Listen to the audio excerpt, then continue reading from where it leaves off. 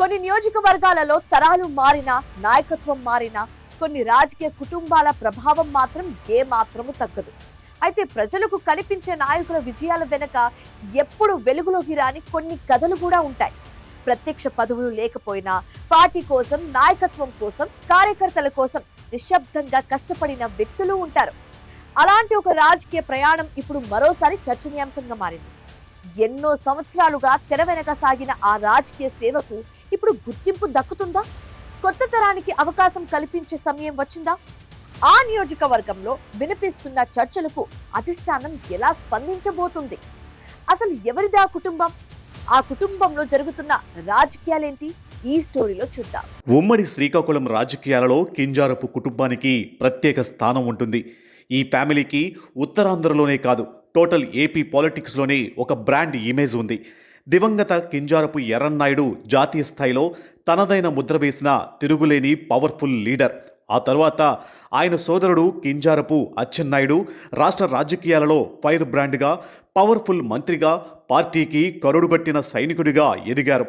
ఇక మరోవైపు ఎర్రన్నాయుడు వారసుడిగా ఎంట్రీ ఇచ్చిన కింజారపు రామ్మోహన్ నాయుడు వరుసగా 3 సార్లు ప్రజల ఆశీర్వాదంతో పార్లమెంటుకు ఎన్నికై జాతీయ రాజకీయాలలో కేంద్ర మంత్రివర్గంలో తనకంటూ ఒక ప్రత్యేక గుర్తింపును సంపాదించుకున్నారు. అయితే ఈ అఖండ రాజకీయ ప్రస్థానం వెనుక, ఇంతటి భారీ సక్సెస్ఫుల్ హిస్టరీ వెనుక ఎప్పుడూ వెలుగులోకి రాని, ఏనాడు పబ్లిసిటీ కోరుకొని ఒక నిశ్శబ్ద పవర్ఫుల్ శక్తి గురించి ఇప్పుడు సిక్కోలు పొలిటికల్ సర్కిల్స్లో అత్యంత ఆసక్తికరమైన చర్చ నడుస్తుంది.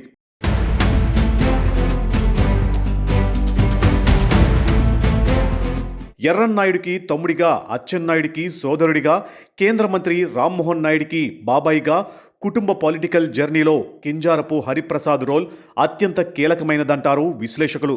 రాజకీయాలలో సాధారణంగా ప్రతి ఒక్కరూ అఫీషియల్ పదవులు, పవర్ సీట్ల కోసం పాకులాడి ఈ రోజుల్లో హరిప్రసాద్ మాత్రం ఏనాడు ప్రత్యక్ష పదవులపై ఆసక్తి చూపించలేదట. కేవలం పార్టీ బలోపేతానికి, కుటుంబ లీడర్లు గెలుపు కోసమే తన జీవితాన్ని అంకితం చేశారనే అభిప్రాయం స్థానిక కేడర్లో బలంగా ఉంది. ఎన్నికలు వచ్చిన ప్రతిసారి నియోజకవర్గాలలో ప్రత్యర్థుల స్కెచ్లను తిప్పికొట్టేలా వ్యూహాలు రచించడం, అసంతృప్త కేడర్ను రూములో కూర్చోబెట్టి సమన్వయం చేయడం, గ్రామస్థాయిలో గ్రూపులు లేకుండా పసుపు జెండాను బలోపేతం చేయడం లాంటి ప్రతి ఒక్క క్లిష్టమైన బాధ్యతను హరిప్రసాద్ భుజాన వేసుకుని నిశ్శబ్దంగా నడిపించారని ఆయనతో కలిసి పనిచేసిన కేడర్ గుర్తు చేసుకుంటున్నారు. ఎర్రన్నాయుడు రాజకీయ ప్రస్థానమైనా, అచ్చెన్నాయుడు రాజకీయ ఎదుగుదల అయినా, రామ్మోహన్ నాయుడు వరుస విజయాలైనా ఈ ప్రయాణంలో హరిప్రసాద్ కృషి కూడా ఒక కీలక భాగమని ఆయన అనుచరులు, స్థానిక కార్యకర్తలు తరచూ ప్రస్తావిస్తూ ఉంటారు.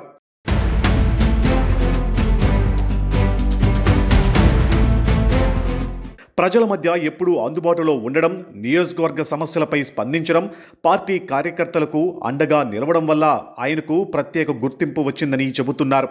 రాజకీయాలలో పదవులు లేకపోయినా ప్రజల మధ్య నాయకుడిగా ఉండొచ్చని నిరూపించిన వ్యక్తిగా హరిప్రసాద్ను విశ్లేషకులు అభివర్ణిస్తున్నారు. అందుకే కింజారపు కుటుంబ రాజకీయాల గురించి చర్చ జరిగిన ప్రతిసారి ప్రత్యక్షంగా కనిపించే నాయకులతో పాటు తెర వెనుక పనిచేసిన వ్యక్తిగా ఆయన పేరు కూడా వినిపిస్తూ ఉంటుంది. ఇప్పుడు అదే కుటుంబంలో మరో తరం గురించి చర్చ మొదలైంది. హరిప్రసాద్ కుమారుడు కింజారపు సురేష్ ఇటీవల పార్టీ కార్యక్రమాలలో చురుకుగా పాల్గొంటున్నారని, యువతతో మమేకమవుతున్నారని, సామాజిక కార్యక్రమాలలోనూ చురుగ్గా కనిపిస్తున్నారని స్థానిక నాయకులు చెబుతున్నారు. దీంతో భవిష్యత్తులో ఆయనకు కూడా పార్టీలో కీలక బాధ్యతలు వచ్చే అవకాశాలపై రాజకీయ వర్గాలలో చర్చ సాగుతుంది.